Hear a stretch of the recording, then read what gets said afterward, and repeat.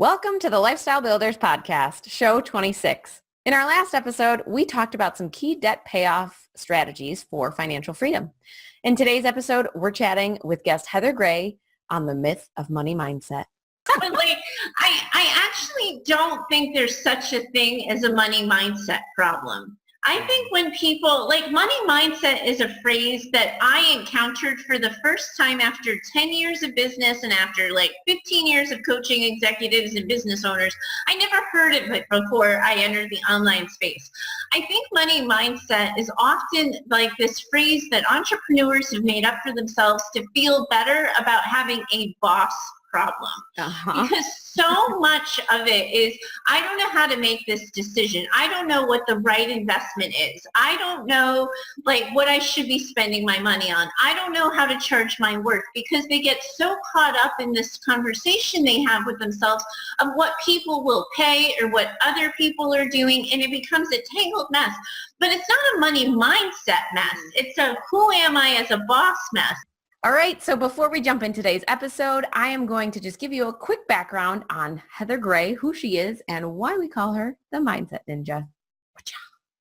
Heather Gray is a clinically trained mindset and performance coach at choosetohaveitall.com. Working online, Heather helps online entrepreneurs, leaders, and business owners identify what it is that they want but don't have, and teaches the movement required to get it. Heather uses her 20 years of clinical experience to teach her clients the necessary skills for combating fear, managing self-doubt, and shutting down the inner critic we sometimes hear in our heads. Listen to more of what Heather has to say on her podcast, The Business Mindset Mastery, which is available on iTunes, Google Play, and most other podcast carriers. You know, I just got to say, I'm glad you kind of read the intros. Yeah. Because if it was me, it would be absolutely terrible. A lot more bloopers Yes. to cut out. I just got to say, I knew this was going to be a good episode with Heather, but I think it even blew my expectations. I think it was more than we even expected. It was a really, really good episode. I think we dove into some really important topics that don't always get talked about in the industry, and I think we dropped some truth bombs that maybe not everyone's ready to hear, but it's important for you to hear them anyways. Yeah, and you've actually worked with Heather. We've Heather multiple times. We've had lots of conversations. We've seen her in action. And, the thing I love about Heather is that she does have the expertise to back up a lot of what she does. And unfortunately today, there's such a low barrier to calling yourself an expert that a lot of times there's people that don't have the expertise that are going around kind of showing that they do. Mm-hmm. And that's, I think, a little bit of what we get into this episode. And as you guys are listening, I think what you're going to hear is the expertise coming from multiple perspectives. Because as she mentions, we were traditional business owners. She was a traditional business owner. Her and I both come from corporate. Yeah. So I think what you're going to hear as you go through here is a lot of the progression and what you get when you have kind of gone a traditional route as compared to a lot of people that are jumping into business and maybe missing some of the initial steps and why they get into trouble. Yeah. We chat a little bit about why the brick and mortar and offline business world is commonly looked at as being so different from the online world. But when it comes down to it, it's not really that different.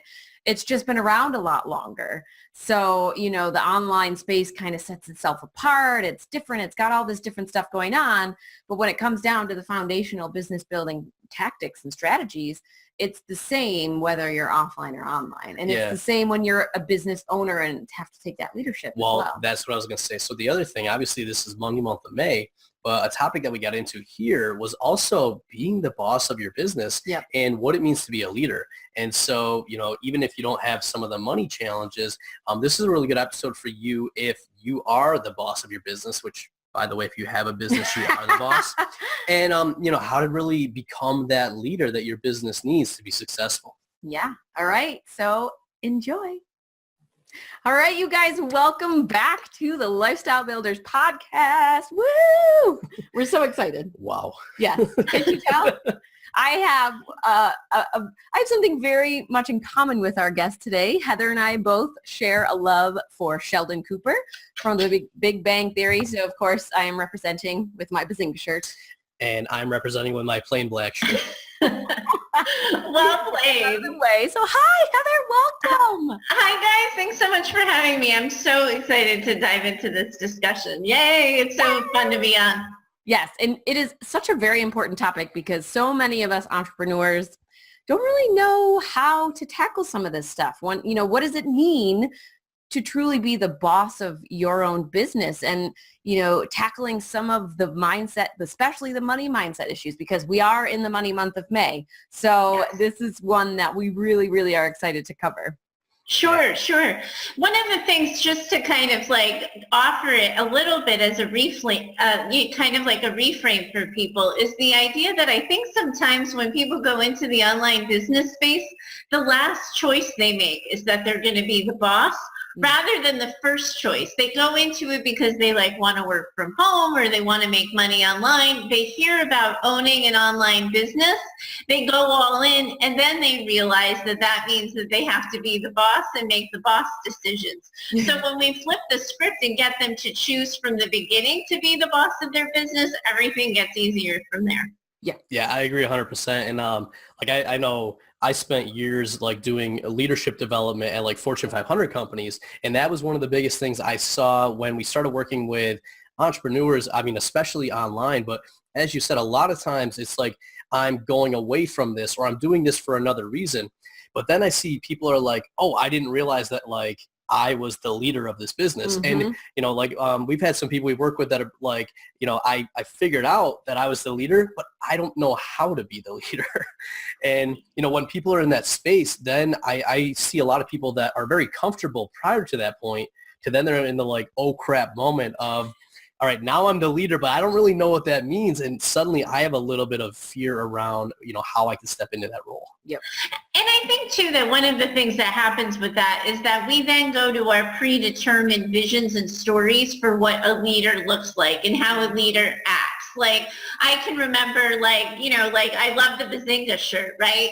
But I remember when we were at a conference live and Ariana kind of had to say to me, I think I'm wearing the Bazinga shirt, and that do leaders show that much personality? Is it okay to really be ourselves, or do we have to be buttoned up? And what does leader look like when we take that word out of the corporate space with the corporate expectations and the corporate image? So much of it is recognizing that you get to decide for yourself what kind of leader you want to be and what leadership means for you, rather than, I think the people who find us, Tom, are the people who are well, I know I have to be something. I know people expect something. I know I have to do more. I know I have to be on, rather than recognizing that it can start with a question. If I show up as a leader, what kind of leader do I want to be? If I were to craft my perfect vision for myself of how I move through the world, how I show up, and I drive the narrative rather than reacting to the narrative, it gets so much easier for people and it becomes so much more approachable. Yeah, that line you said right there too, reacting to the narrative. I feel like that is such a big one, especially when you're talking about the money issues. Because I know personally, that's how I very often react with my own relationship with money, is someone else's story or someone else's narrative on what money should mean to me or how I should think about money. And I think that goes hand in hand with becoming a leader in your business. That's a big taboo subject that nobody wants to cover. And that's the first and most important subject you have to cover sometimes as a leader in your business. I agree. And I think that, one of the things I'm probably going to drop a little bit of a bomb today. And when I was thinking about the conversation, I was like, oh, should I have prepared them for this? But I actually don't think there's such a thing as a money mindset problem. I think when people, money mindset is a phrase that I encountered for the first time after 10 years of business and after 15 years of coaching executives and business owners. I never heard it before I entered the online space. I think money mindset is often this phrase that entrepreneurs have made up for themselves to feel better about having a boss problem. Because so much of it is, I don't know how to make this decision. I don't know what the right investment is. I don't know like what I should be spending my money on. I don't know how to charge my work, because they get so caught up in this conversation they have with themselves of what people will pay or what other people are doing, and it becomes a tangled mess. But it's not a money mindset mess. It's a who am I as a boss mess. And Tom, I'm sure like you guys have seen this in your local business. I never encountered this in brick and mortar. And the reason why is because when I owned my own brick and mortar, I had to pay my rent. I had a landlord that like, regardless of what money was coming in, I had to pay rent. I had to pay my phone bill. I had to pay my utilities. So the barrier of entry for online business is so absurdly low. You really can do it for the cost of a monthly internet connection. And if you want to use free Wi-Fi, you don't even have to spend any money. So then what happens is people have skipped all of those foundational steps that we learned building businesses and suddenly are facing money questions. That's not a money mindset problem. That's a I haven't been educated yet problem, or I haven't learned how to make this decision for myself problem. So I don't know if I like blew it all out. Well, you know, but like, this is why I appreciate every time that we speak, because one, obviously your background leads to a lot of very good insights on this, but I love the way that you frame that, because even going back to like leadership, when I work with leaders, one of the first questions I ask is, what does that mean to you? And most people don't understand leadership, and they fall into what they think that has to be. And a lot of what I work with people on is servant leadership. I believe that, you know, like entrepreneurs have a vision. And if we truly say, here's the vision, let me align and get the people that follow that vision, both as employees and partners and customers. And then your job as a leader is to create the environment and support everybody in achieving that. And when you start looking at it that way, it really shifts, you know, the role you play and what you need to do. And I love that point around money, because our first two businesses, it was all about, you know, okay, here's how we make money, here's the expenses, and we got to go.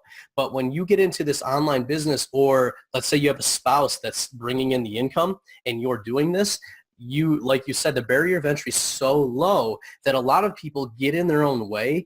And oftentimes, like, unfortunately, I think people, I was a consultant, I am, but I don't like consultants a lot of times, because you almost make up issues that you can then go in and solve. And I think that's what happens with the money mindset. Somebody labels that, somebody then self-identifies with it, and then they go to solve that problem, but they're missing the bigger picture.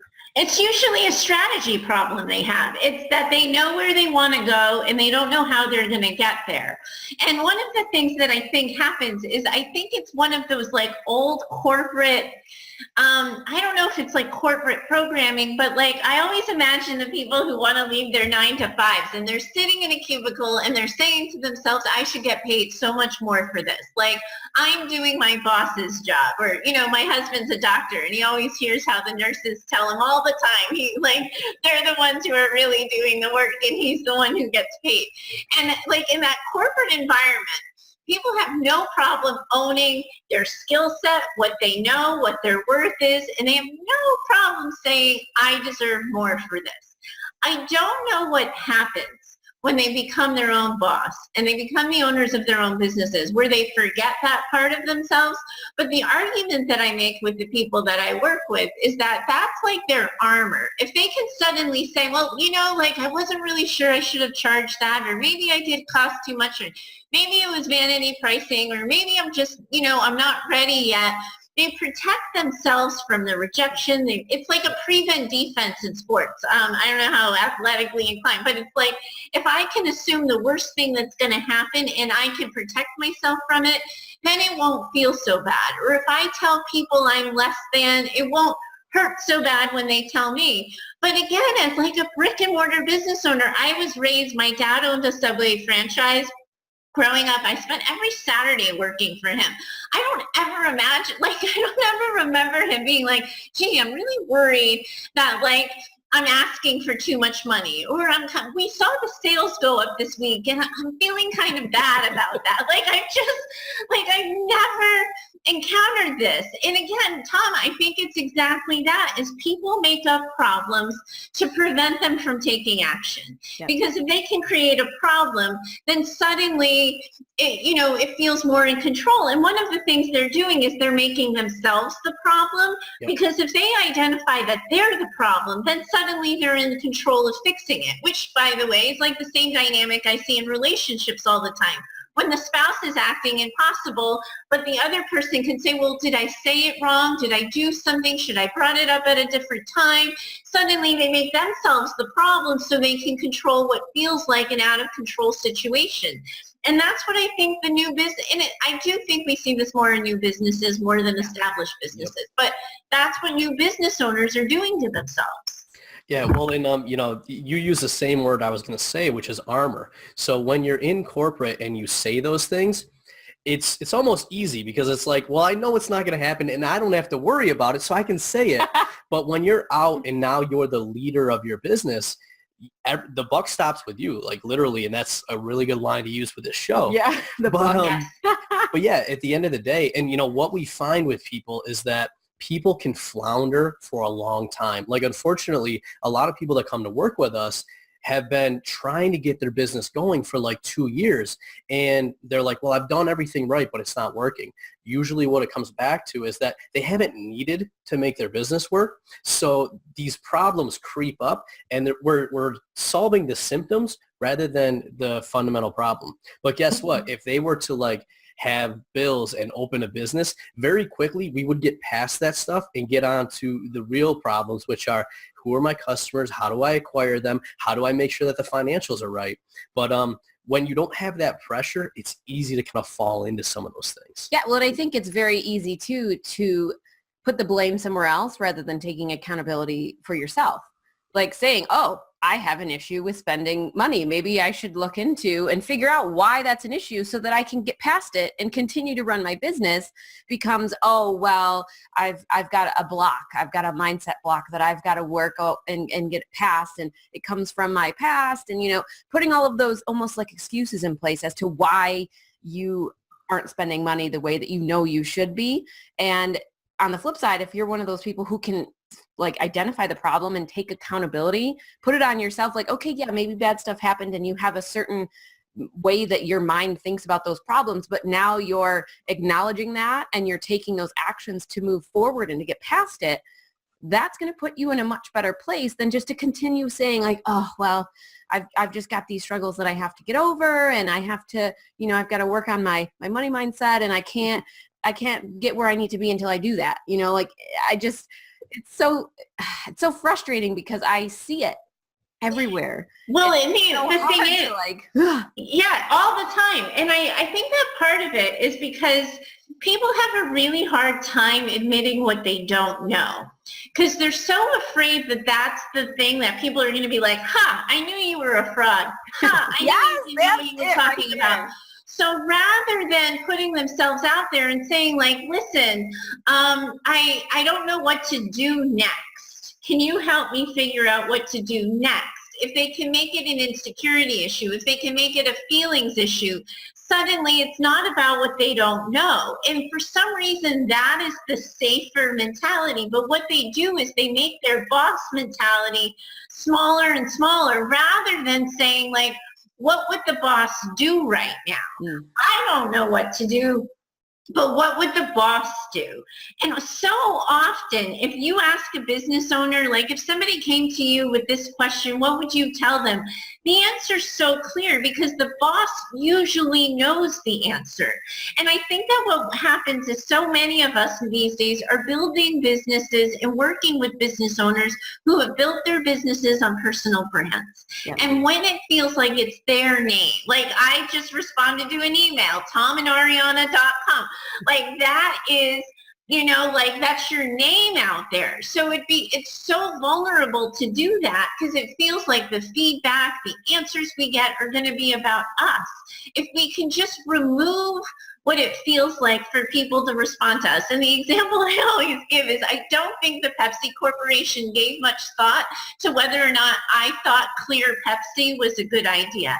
I don't think it's a good idea. if I want clear Pepsi, I buy Sprite. Thank you very much. But it's, like they don't care because the boss doesn't care. And if we can just get over ourselves and ask ourselves a single solitary question, what would the boss do? The money mindset crap goes out the window. The insecurities go out the window. You may not like the boss answer because the boss may tell you to start over. The boss may say you're barking up the wrong tree. The boss may say it's time to invest. It's time to hire out. It's time to dial it back.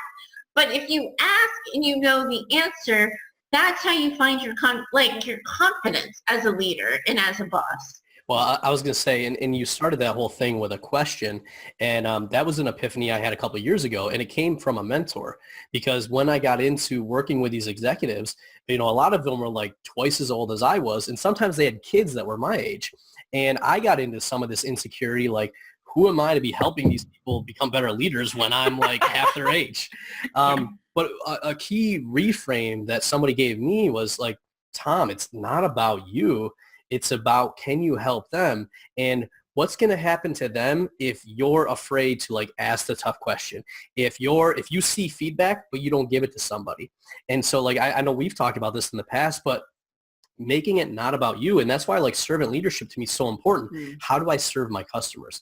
And once you start doing that, you reframe it away from this is ego, this is about me, but instead to say, how do I really help this person? Then it takes it off of you. And, the other thing I think around money is oftentimes people will say like, they don't want to be greedy, or, like you said, your father, if he made more money. What we tell people is money amplifies whatever you are. So if you're a good person and you help people, you actually owe it to all the people you can help to make more money so you can help more people. Yeah. I mean, I can't tell you how many people we've seen that haven't charged enough, have a gift where they can help people, but their business ends up failing and they have to go back to a job because they weren't charging what they were worth to build a sustainable business. Well, let's use me as an example. I went and hired a sales coach because I had some of those issues with I don't want to sell because it seems sleazy and slimy and I'm asking people for money and that's just weird. I ended up hiring you, Heather, to kind of walk me through some of my issues that I had around certain thoughts and stories I was telling myself. And like that all stems from how we feel we're showing up in our business, as opposed to if you look at it with that reframe of how are you showing up for your customers? If you are too scared to spend money or too scared to ask for money, you can't run your business the way it needs to be run, which means you can't help your customers and you can't continue to find more customers to help. And we're going to get judged regardless. Like, it's so funny. It's like, my dad knows nothing about podcasting. So if he'll never find out that I'm talking about him. But I remember when I was a senior in high school and I told him I chose social work as my chosen career. And I'm sure the businessman, it must have broken his heart because he goes, well, what's the starting salary? And I was like, it's going to be $26,000 a year. And he's like, and you're good with that? And I'm like, yeah, because I am working for him. The deal was I got $100 a week and then the rest went into my savings account for college. So to me, going from $100 a week to $26,000 a year was wow, I hit the lottery, and we have no conception of money. And I can't tell you how much judgment I received when I chose a helping profession that made no money, and just because I wanted to help people. So I think we have to get over this idea that we only get judged if we're rich. We just have to accept that it is non-negotiable. As business owners, we are going to put ourselves out there, and we are going to put a price on putting ourselves out there. And some people are going to buy in, and some people are going to say heck no. And we have to be good with that, because that is the natural consequence of choosing to own a business. One of the examples I always give is diamonds, because the diamond industry if you read the the literature and the paraphernalia on it, is like they're actually way more plentiful. They're not particularly rare. Like the diamond industry is a ripoff. Well, it's okay because you know what? Like I'm wearing one, and I'm wearing two actually, and I like them. So I get to decide they're valuable to me, even though other people are going to tell me about the horrible conditions in Africa where they're mined. Other people are going to tell me that it's a made-up thing. It doesn't matter because I've decided the value. So who are we to take that decision away from the consumer? Why is it our business what they spend money on or how they make decisions? It's just nonsense. Yeah. Well, and I was going to say one of the, we play off each other so well. Two peas in a pod over here. But, I think one of the challenges that we often have as business owners is we take our own thoughts and we apply it to our customer without asking. And your example of the diamond, well, guess what? You can go out and buy a diamond for $100, or you can go buy a diamond for $1 million. And you can buy a diamond for any price point in between. So it's not up to us as business owners to decide or to say things because, to be honest, we're wrong most of the time. But what we really need to be doing is putting offers out there and testing it. And guess what? The market's going to tell you.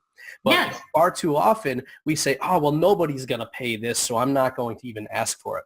But you don't know until you do those things what it is. Mm-hmm. But do you guys do that at your wine shop? Do you look at the bottle of whiskey ever and say, oh, I don't know that people are going to pay this? Like, I feel like that issue, that question is an online myth or legend or something, because I never worried about that in my brick and mortar. Yeah. My dad owned a franchise, right? So there's franchise standards.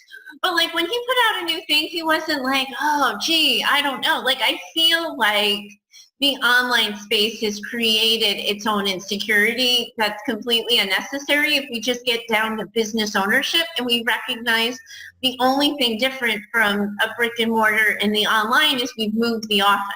Yeah. Well, I was going to say, I think two things. One, we take our liquor store, it's a product and there's kind of industry sets. So, I mean, when we put it in, it's like a spreadsheet calculation of what it's going to be. And to your point, that's a step removed from us.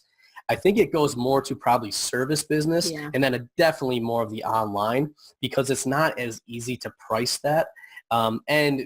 When you offer services or something closer to you, it's easier to kind of pull that in and there's so much emotional attachment too. Like with the liquor store, we're like, well, if we buy this and nobody wants it, then Tom will just bring it home. If somebody buys it, awesome, we'll buy some more. Yeah, exactly. So in the online space, it is more, I always tell people too, out of our three businesses, the online one is the hardest to run because for those brick and mortars, it's a very set and placed foundation and business model. And, we've changed it up from some other liquor stores, I'm sure. But for the most part, they all run pretty similarly. But I think that's people own that mentality as business owners and decide accordingly. And I feel like that's the skill set that simply needs to get transferred over to the online space because you can say there's an industry standard and you can decide to buy in or buy into it. Right now I'm in this is such a good example. So I'm in it. I stepped in it this week.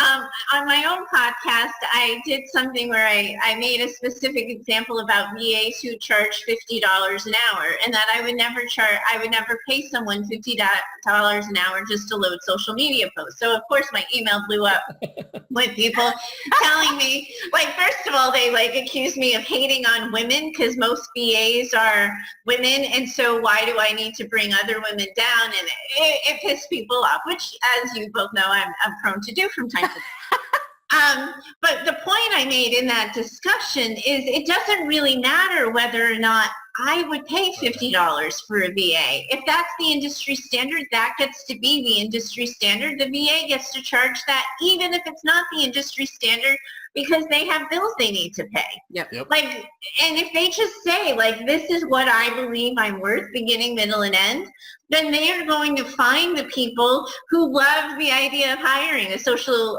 post loader, whatever you call that, for $50 an hour because they think you're getting the best possible service from that rather than me who's going to say, I think my next door neighbor could do that for $5 and a cookie. Yeah. Like, And that's such a great point, because the market, it doesn't matter what any of us think. The market is going to tell you if that works or not. And to your point, you might not be the person that's going to pay $50 an hour for that, but for somebody else that maybe has a lot higher margin, they're going to be like, $50 an hour actually makes me $1,000 an hour, so I'm going to do that all day. yes. Right? But that's where it comes down to understanding your customer, Yep. Understanding what you're worth, and then targeting the right people. Because that's the other thing, I think, with some of the money stuff. I might get on a call and I might offer my coaching service to somebody, and they're like, oh, I can't afford it. And if I hear 4 of those in a row, now I'm like, okay, well, maybe my pricing's wrong. We automatically go to like us and what we're doing wrong instead of saying, maybe I'm targeting the wrong customer. The wrong person. Right? Yeah. Maybe I shouldn't be targeting the brand new entrepreneur with my coaching packages that are really for leaders and executives of established businesses. But, I think a lot of people automatically jump to like the money or to that, rather than saying, what are all the potential things, and then which one makes the most sense to go and test. And the boss mentality would give you that answer. Yes. The boss, it's so much easier as the boss to say, well, maybe I just didn't find my ideal target. And that's what I told the VAs who answered back to me. I'm just not your target right now. Like, that's not where, like, I'm going to choose to spend my, like, money that on my business, beginning, middle, and end.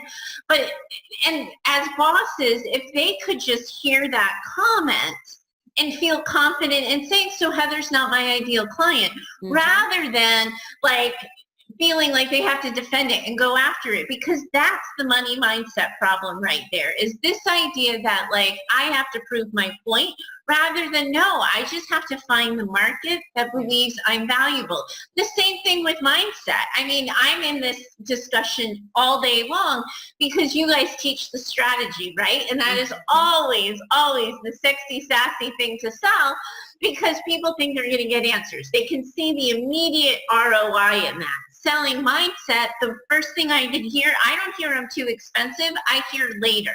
Because they think that once they hire Tom and Ariana and they learn the strategy, then they'll be making the money and all the rest will come and they can hire Heather, rather than recognizing sometimes they're never going to like implement anything that they've learned from the two of you until they like get right in their heads and get out of their own way and own their boss mentality. Yeah. So, and again, that's a reflection of values. Some people are going to assume the strategy is the leading value and mindset comes second. Other people are going to flip it. It's not on us to decide. It's on us to have an opinion as leaders. And, P.S., my opinion always is hand in hand with those two things. It's no one before the other. You have to have the mindset and you have to learn the strategy. But then we put it out to the universe and they get to decide whether or not they have buy-in to that messaging. Yeah. And I think, unfortunately for some, it takes a lot longer to figure that out. I was lucky to have people around me that were like, hey, you just joined this course. I'm calling you out. I think you might need some extra help. And then for me to actually take that advice to heart, not looking at it as, oh, someone's trying to sell me something else, or, oh, someone's telling me that I don't have my together and I need to fix things. Like, no, it was somebody that was actually concerned for my well-being and for my business, and in order to take the program that I was in and to get some results out of that program, in order to do the things that I wanted to do in my life and business, hey, maybe I should think about doing this. And I think it's sometimes people aren't ready to hear that, which you can't really force it, but at least if you say it, then a month down the road when they hit that same problem, they're like, maybe I should go back and talk to that person who mentioned I could maybe use some help in this area, because now I'm kind of seeing it. And that's what leaders do, right? That's the leadership move, is saying like, I'm going to put myself out there and I'm going to offer something because somebody needs to be an example. Yeah. I think that's how that whole thing happens. Yeah. Yeah, well, and obviously you and I have been the center of like, even Ariana as well. We're pulling her into this crowd. Oh gosh. But the center, controversy. Yeah, the center of controversy. And I think like, she's asked me early on, and we've had some discussions, and she's like, well, doesn't it bother you? And I'm like, no, because I think part of being a leader is understanding your vision, understanding your values, and being in alignment with that. So whenever, we put a post up or whenever we have a podcast thing and somebody doesn't like it, it's never going to change my thought on that because I'm in alignment with my values. And one of our values is do the right thing. And what we always retrospect on is, did we do the right thing? And if the answer is yes, we can be okay with realizing that not everyone's going to agree or be on the same page. And guess what? That's okay. But I think from a leadership perspective, getting to that point is huge, and it impacts all the areas of your business and how you run it. And I think it's about being, like you talk about the servant leadership. I tend to, for myself, because I have a service-based business, my leadership is always, that's what I do, right? Like that's the business of it. So when I think about what does leadership mean when I am already doing that, for me, it's a model. So we can post all we want about being provocative, talking authentically, speaking your truth, standing outside the noise. At some point, people need to see how. So often, they just don't have the words, or they don't know how to say it, or they don't know how to communicate it, or they know they're having a reaction and they don't know how to put that reaction into words. I look at my role as a leader as modeling that. So yes, I am going to put myself in the center of controversy. I am going to say something to start a conversation because I have the experience, and that's the other piece with this, is we can't have leaders coming out into this space with 2 years of experience and calling themselves a leader. Like, I have the 20 years of business building experience to be able to know that I'll get to the other side of it. Yeah. Like, I lean on that. Well, I was going to say, what's interesting too, even going back to what you said before, because of the low barrier to entry, a correlation that we've seen a lot is if people don't have the things taken care of financially in their personal life, that tends to correlate over to their business. And because of that low barrier to entry, what we find is that a lot of people don't have to go through that stuff, and they end up not realizing that they run into financial issues in their business until way down the road. And it's because if we go back to it, we say, well, tell me a little bit about how you guys run your personal finances. Oh, well, we don't have a budget. I don't look at those things. And well, guess what? If you try to do that in business, you're going to be in trouble really quick. A couple of months ago, I refunded somebody who hired me who said that she put her mortgage on a credit card so that she could work with me. Oh, no. And I said, your first priority needs to be cash because, first of all, my services are not at the amount of a monthly mortgage payment. I am not that expensive. So you've made other decisions in addition to hiring me that are putting your mortgage in jeopardy. I'm not I don't want to contribute to that. That's not, you're not ready to work with me. But how, that's a do the right thing, right? Yeah. But so many people would say, well, what's the boss decision? The boss decision might be your client's finances are none of your business. But no, for me, it's also teaching. I have a responsibility to teach. I'm not going to add to your pig pile of a mess just to teach you how to make it less messy. Yep. Yeah. And I think that comes back to the values though. There are some people that would say, this is how our business is run. We're not going to check every single person who buys our product and make sure that they can afford it. And that's fine. But I think when you are in the service-based business and when you do have a lot closer relationship to your clients, part of what we teach is making sure your finances are in order in your business. So obviously that's going to come back to, are your finances in order in your personal life? A lot of what we do is back and forth between business and personal. It's all one life that needs to be in alignment. So that is in our mission. That is in our values, that it's a taboo subject, but we will broach it and we will talk about that topic if need be. There are a lot of people who get turned off by that. There have been times where I've called somebody out because they said they bought an extremely expensive program without talking to their spouse. And so many people just stand back and don't say anything. And for me, that's a concern because I was the spouse who somebody went and bought $1,000 program without talking to, and that caused a lot of strife in our personal relationship. And not that we're relationship coaches or counselors or anything, but as entrepreneurs, that's a problem that we see a lot of people coming up against, spending money without talking to their spouse or jumping into business without their spouse being on board. And all of that just snowballs into problems in your business. And some of it, I think it's tied into, like what I call the entitled entrepreneur. So business owners think that because they're the bosses of their business, they don't have to check in, or they don't have to explain, or they don't have to justify because they know best. And I think sometimes when they adopt that mentality, that's as much of a mindset problem as not knowing, the overconfidence is just as much of a problem as a lack of confidence. Mm-hmm. And I think sometimes people embrace the grind and the hustle and the working and Gary Vee, I remember my first impression of Gary Vee was, the reason why he's successful is everyone else was sitting on a bar stool talking when he was getting to work. And I'm like, but there's value on the bar stool, dude. There's value in friendships. There's value in having a full life that isn't about business. Yep. But making that choice for yourself and feeling comfortable to go against Gary Vee, or to say, well, hey, that's one way of living. That's not my way of living. And being open to that, I think it asks a lot of people, because again, it's the low barrier of entry, where if you had to do this in steps and starts and follow all the stages, when you set up your liquor store, Tom, there was no way you could do this without Ariana knowing. Not at all. You couldn't rent a building, right? So the steps and how do you have the conversation are training ground. And I think the online business owners need to recognize that part of building a business and building a strong foundation is allowing yourself to go through that training ground, and recognizing that part of that training ground and part of that foundation is deciding as a boss, as a leader, who and how do you want to be? And does each decision get you closer there or further away? And deciding accordingly. Then the nonsense and the noise just kind of parts ways and goes away. Yeah. Yeah, well, and I think a key piece of all of that too, as the leader, is taking ownership for everything.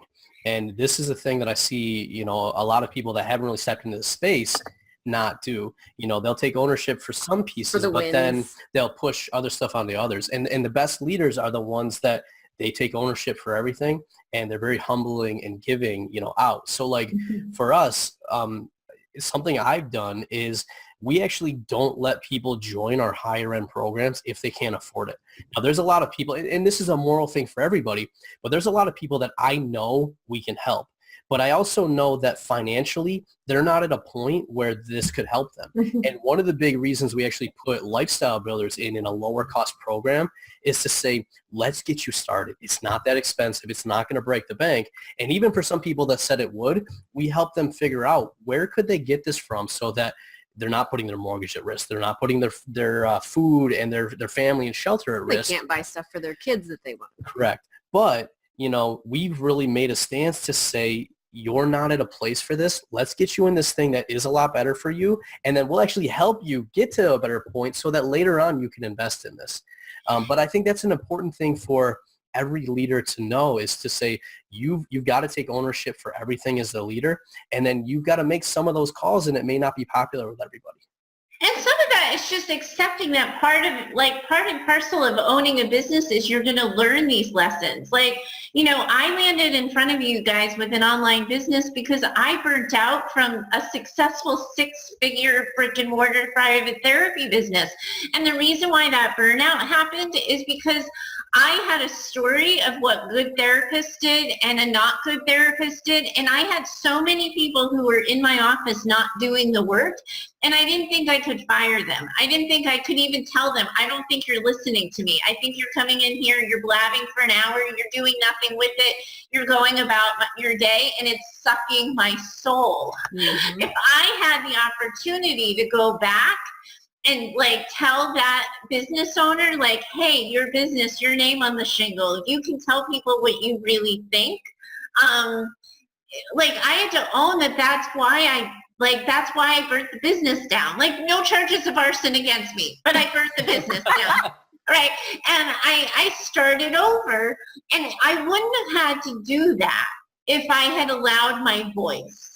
And so because I own that a business did not, a successful, by everyone else's eyeballs, a successful business did not work out for me because I failed to use my voice and say what I really think, I will never do that again, which means the VAs are going to write to me, and I'm going to get my inbox is going to blow up in 2 weeks because I said something on this show that people don't like. And that's fine because I've lived the natural consequence of not doing that. Yeah. And if you try to prevent learning those lessons and you try to prevent the embarrassment and the egg on your face, you never get better. Yeah. And the big thing we always tell people, I want to compress the time frame for that. So I still want to take everybody through those steps, but I want to make it shorter, because if somebody delays 6 months doing something and we could have helped them get through that lesson in 2 weeks, now they're going to be able to save that extra 5.5 months and be able to get on to the next lesson. But, far too often what happens is that people don't want to give feedback, or people don't want to tell what it really is. And they think they're helping people. Like cheerleaders, yes. They think they're helping people, but what they're actually doing is they're hurting them, because without hearing the truth and without hearing the reality, they're making that person be that 6-month time frame where if they would have really been honest and been confident enough to say that, they could have helped lessen that time frame. If I'm going on stage and my fly is down, I hope somebody tells me. Now, sure, maybe you hurt my feelings, but maybe what? Maybe it's awkward. I'd rather have you, somebody that I trust, hurt my feelings and help me, rather than going out on stage in front of thousands of people and everybody sees my fly down and I have no idea. Yes. It's like the best analogy we've ever had on the podcast. Yes.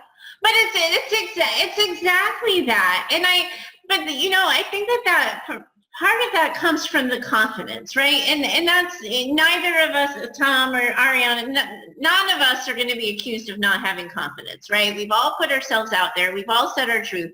But we've all sat in the natural consequence of what it feels like when we played small, when we didn't put our expertise out there, when we didn't show up, when we didn't offer the answer, because what would people think, or what about this? And if you can own the feeling of what it feels like to not show up for yourself, you never do it again, because you never want to feel that way again. And you never want to be less than or be mistaken as an employee of your own business. Like I still remember I had a thought leader on the phone with me, and if I dropped the name, everybody would be like, really? This person was going to hire you? And he didn't hire me. He said, you delivered a fantastic pitch. He's like, I absolutely think you would be perfect for me, but I'm not hiring you because you lowballed yourself. And I don't want a mindset coach who I have to convince of their own worth. And it was like mic drop, embarrassing. It was humiliating. This happened like a year and a half ago, and I still remember how embarrassed I was. I'm never going to do that again. Yeah. I'm never going to put myself in front of someone who I respect and be that embarrassed. Yeah. Yep. But you got to go through those. And the biggest thing I've seen, for people listening, you said, if I drop the name, people would be surprised. The thing I want to call out is that everybody has people that support them, and they support them in different aspects of life. And it's funny. Oftentimes, I think newer entrepreneurs or people that haven't stepped into leadership yet, they don't realize that. That Olympic athlete, they've got multiple people that support them.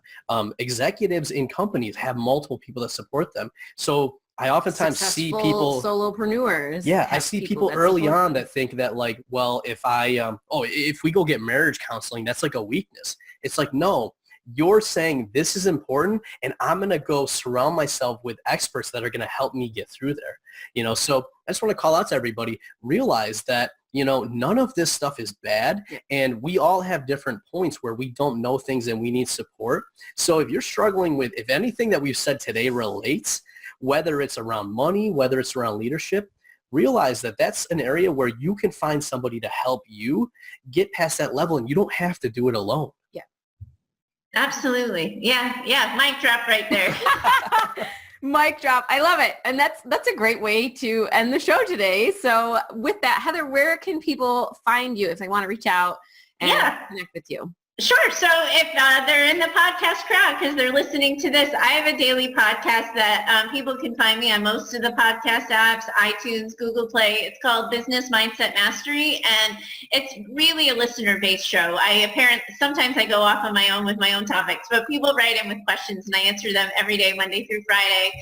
So that's a great spot to find me. If not, you can always join me at my Facebook group. I have a Facebook group called Choose to Have It All, and you can see everything that I've got to offer over at my website, choosetohaveitall.com. I love it. And we will post the links to all of those places Heather mentioned in the show notes, which is at tomandariana.com/26. All right. It has been another amazing episode with Tom and Ariana, your hosts and lifestyle builders. And today we want to extend a super special thank you to you, Heather, for coming on and dropping all the truth bombs, whether people were ready to hear them or not. I know. I love you guys. I think that this was a great conversation, and I think we really got people thinking. Thanks for having me on. This was so fun. Yeah, absolutely. I was going to say, every time we have a chance to chat, I think we each learn some stuff. Anyone that's around learns some stuff. So good things all around. And, for you guys listening, I want you guys to remember, as always, it's your life, your business, your way. We'll see you next time. Bye. Are you frustrated by a lack of momentum in your business? Do you want real-time guidance and support from seasoned entrepreneurs who really care about your results? If you're nodding your head or awkwardly shouting yes in public somewhere, then we invite you to join Lifestyle Builders, a mentorship program designed to meet you where you are and give you strategic and custom guidance so you can build the business you need for the life you crave. You can find out more at joinlifestylebuilders.com.